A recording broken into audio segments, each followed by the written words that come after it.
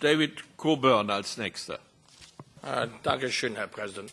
I was very interested to hear in Herr Wim Mijs's comments about even the local supermarket being investigated for money laundering. Well, we've got a lot of experience of that at home. A lot of my constituents have been moaning about this. Opening bank accounts for companies, individuals, even bowling clubs is very difficult these days due to the money laundering neurosis. It causes massive problems for small companies. The excuse is always, as usual, terrorism, but I'm no James Bond or Miss Marple.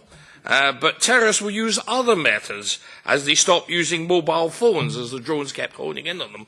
So I'm sure they will use other methods, such as the Islamic banking system, which is impossible to trace. It's much easier to trace the normal banking system than that. So I can't understand why the security services would find all this a good idea. Whatever. This money anti-laundering has seemed to become an industry as well, obviously increasing bank charges and, dare I say, profits to the banks, perhaps? Anyway, how do you minimise the disruption to business and also minimise the bank charges that obviously, with all these wonderful professionals getting big fat fees, how's this all going to be paid for? Is it going to be paid for the poor Joe in the street trying to open his business? Please enlighten me, please, sir. Ja, die Frage geht etwas am... Well, that question might be a bit wide of the mark. Excuse the banking sector by mentioning the supermarkets, but I was referring to my own practice when we started anti-money laundering together with, and when the first laws against money laundering came.